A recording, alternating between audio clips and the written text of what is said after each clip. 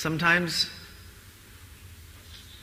a great intention goes very far, and it impacts not only a person's own life, but the life of someone else, or possibly the lives of many other people. There was a pious man in Bani Israel by the name of Imran. When his wife was expecting, she was consistently making one intention and one dua. The intention was that the child I'm going to have will be dedicated for the deen of Allah. And in her mind, because they lived at Jerusalem, her intention was that if I have a boy, then this boy is going to spend his life doing khidmah of Baytul Maqdis, and is going to live there, be one of the devout worshippers there, and be one of the people who look after it. But her intention was to gift this child, to give this child to Allah subhanahu wa ta'ala. So she was making this dua. And rather, she was making this intention. At the same time, the dua that she was making was, "Oh Allah, accept this from me." So one intention, one dua. The intention is that this child is going to be dedicated for the deen of Allah. And the dua was, "Oh Allah, you accept this intention. Rabbi inni nadartu laka ma fi batni muharraran fataqabbal minni." So, as she was making this dua, the time for delivering the child came closer and closer, and eventually she gave birth. But it was not a boy as she was expecting, rather it was a girl. فَلَمَّا وَضَعَتْهَا قَالَتْ رَبِّ إِنِّي وَضَعْتُهَا أُنْثَى. Oh Allah, this is a girl. Allah subhanahu wa ta'ala says, وَاللَّهُ أَعْلَمُ بِمَا وَضَعَتْ. Allah knew better than her what she was going to give birth to even before she gave birth. And Allah subhanahu wa ta'ala had a plan. But Allah had also accepted her intention and accepted her dua. And Allah subhanahu wa ta'ala was going to prove her intention and her dua to be corrected through this girl.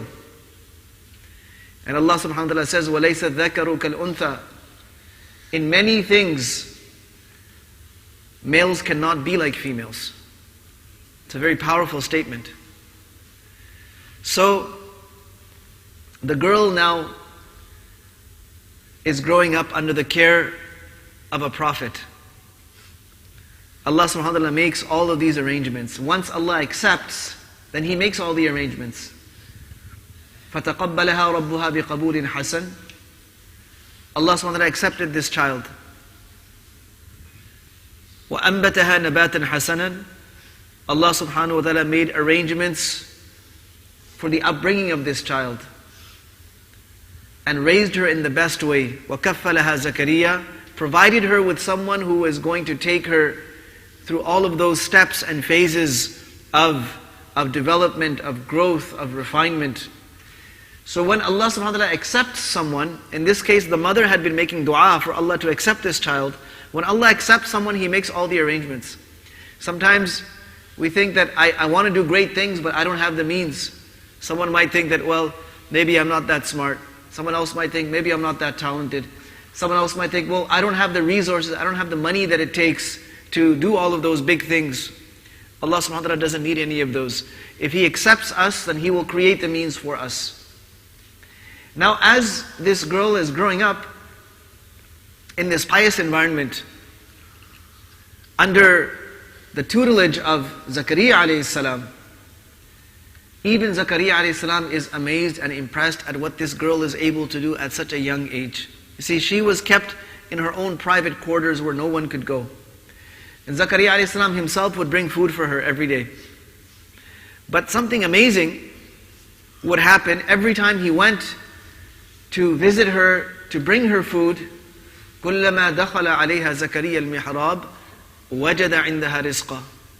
He would find that there's already food there. And what kind of food would it be? It would be fruit that was not available in that region, and it was not available in that part of the year. Out of season, out of region, Allah is providing this food, this sustenance to this little girl. Zakaria alayhi salam is amazed. He says, Ya Maryamu anna laki hada. Where did you get this from?